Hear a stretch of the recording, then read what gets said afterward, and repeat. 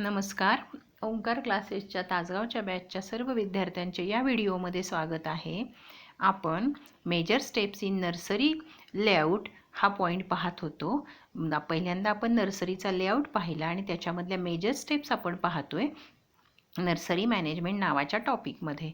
आता त्याच्यामध्ये mother block हा पॉईंट आपण पूर्ण केला.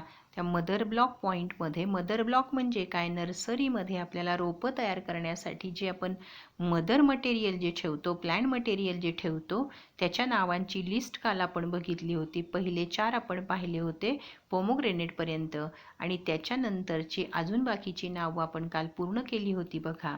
त्याच्यामध्ये 15पर्यंत नावांची लिस्ट आहे वेगवेगळ्या प्लॅन्टची आणि त्याच्यातल्या व्हरायटीची पुढं नावं दिलेली आहेत. आता याच्यानंतरचा पुढचा पॉईंट आहे त्याच्यामधला सीड बेड्स. आता सीड बेड तिथे कसे असतात, कुठल्या प्रकारचे असतात हे आपल्याला पाहायचे. Seed beds can be accommodated in A comparatively smaller area.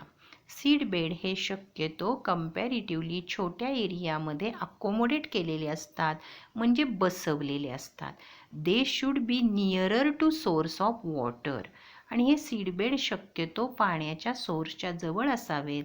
And to the office, आणि ऑफिसच्याही जवळ असावेत. So that they can be kept under proper vigilance, ज्याच्यामुळे त्याच्यावर आपल्याला व्यवस्थित लक्ष ठेवता येईल. The bed should be raised enough to avoid water stagnation due to rain. आता हे जे बेड्स आहेत हे आपल्याला अशा पद्धतीनं तयार करायची की ज्याच्यामध्ये पाणी साठून राहणार नाही, पावसाचं पाणी. अँड एक्सेस वॉटरिंग, काही वेळेला पाणी जास्त दिलं गेलं तर ते साठून राहणार नाही. Seed bed should be located in an open place for better germination of seeds to avoid infection of damping off disease. आता बघा, सीड बेड हे शक्यतो ओपन प्लेसमध्ये असावेत की ज्याच्यामुळं बेटर जर्मिनेशन सीडचं होतं, सीड चांगल्या पद्धतीनं उगवून येतात. आणि त्याचा दुसरा फायदा, to avoid infection of damping off disease. तर सीडलिंगचा, सीड उगत असतानाचा एक डिसीज आहे की त्याच्यामध्ये ते रोपटं किंवा ते तयार झालेलं नवीन रोप जळून जातं, मरून जातं, कुजून जातं. त्याला म्हणतात damping off disease. Nursery beds can be prepared in 3 different ways as. Nursery bed हे 3 वेगवेगळ्या पद्धतीनं तयार केले जातात. संकन बेड, संकन या शब्दाचा अर्थ समजून घ्या. संकन म्हणजे थोडेसे खाली बुडालेले, म्हणजे जमिनीच्या लेवलपेक्षा थोडेसे खाली. लेवल बेड म्हणजे जमिनीच्या लेवलला. आणि रेस्ड बेड म्हणजे जमिनीच्या लेवलपेक्षा वरती, ज्याला आपण जनरली क्रॉपमध्ये गादी वाफे असं म्हणतो, लक्षात घ्या. साधे वाफे आणि गादी वाफे. आता पुढचा पॉईंट आहे पॉट यार्ड. म्हणजे आपण पॉट कुठे ठेवणार आहेत, पॉट म्हणजे कुंड्यांमध्ये जी रोपं लावतो, तयार करतो ती. The pot yard is generally used for tender plant. Pot yard हे टेंडर प्लॅन्टसाठी वापरली जातात, which require shade as compare to hardy plants, की ज्यांना काय लागते, सावली लागते हार्डी प्लॅन्टपेक्षा जास्त. Therefore pot yard should be in shade. म्हणून पॉटयार्ड हे शेडमध्ये असावं, सावलीमध्ये. नियर टू वॉटर सोर्स, पाण्याच्या सोर्सजवळ असावं. फॉर फ्रिक्वेंट वॉटरिंग, आपल्याला सतत त्याचं वॉटरिंग करायचं आहे. Trenches can be provided for keeping the potted plants closely pack together. आणि तिथे आपण चर तयार करायचे आहेत. त्या चरामध्ये ही पॉटेड प्लॅन्ट आपल्याला शेजारी शेजारी जवळजवळ ठेवता आली पाहिजेत. या पद्धतीनं पॉटयार्ड आपल्याला तयार करायचं आहे. इथे तुम्हाला पॉटयार्डचा फोटोग्राफ दाखवलेला आहे बघा. 3, 4, 5, 6 फोटो दाखवलेले आहेत. त्याच्यामध्ये कसे पॉट मांडलेले आहेत हे आपल्या लक्षात येईल. याच्यानंतर packing yard and working shade.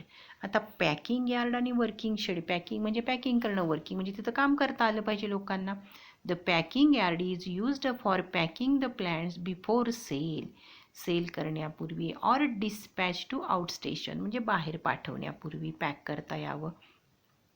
The yard can be combined with working shed, तिथेच वर्किंग शेड असावं. In packing yard there should be plenty of space to enable a number of worker for sorting out and packing the plants with ease. आता हे जे packing yard आहे तिथं पुरेशी जागा असावी, तिथे नंबर ऑफ वर्करला सहज काम करता यावं. त्यांचं जे काम आहे रोपांचं सॉर्टिंग करणं आणि त्याचं पॅकिंग करणं, हे काम त्यांना सहजगत्या करता यावं. कंपोस्ट पीट. Nursery production of horticultural and forestry plant require huge amount of organic manures like FYM, compost, leaf mold.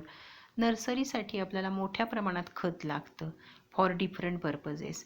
Therefore, arrangement should be made at nursery level to produce enough quantity of compost. म्हणून अशा पद्धतीची आपण नियोजन करायचे की आपल्याला enough compost मिळालं पाहिजे. वन कंपोस्ट पीट of permissible size should be located at any corner of the nursery layout. Nursery लेआउटमध्ये एक विशिष्ट आकाराचा किंवा परमिसिबल असलेल्या आकाराचा, परवानगी असलेल्या आकाराचा खड्डा कंपोस्टचा आपल्या शेतामध्ये त्या नर्सरीमध्ये एखाद्या कॉर्नरला असावा. At the same time, several waste product of nursery can be utilized for the same. आणि ह्या कंपोस्टसाठी जे वेस्ट प्रोडक्ट आहे त्याचा वापर करावा.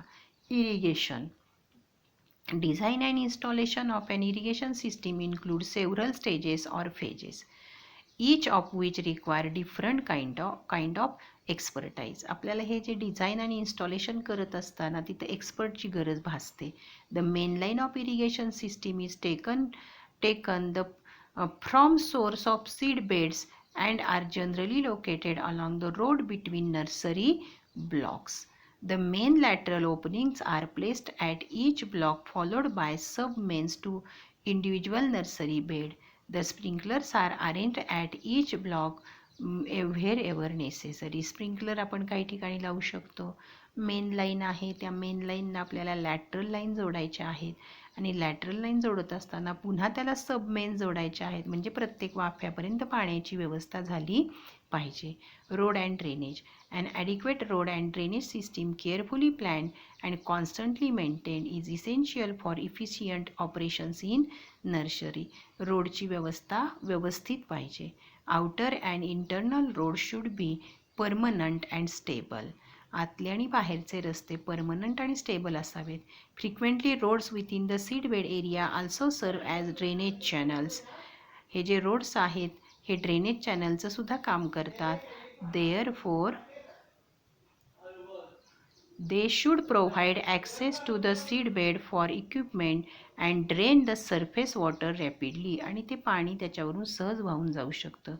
Roads or channels at the end of the bed should be 5 to 6 feet wide to enable tractor and attached equipment to turn without damaging seed beds. तर त्या जी गाड्या तिथून जाणार आहेत त्यांनी सीडबेडला त्रास होणार नाही, डॅमेज होणार नाही या पद्धतीनं काम केलं पाहिजे. आपण आता इथं थांबतोय. पुढचे पॉईंट आपण नंतर बघू. थँक्यू.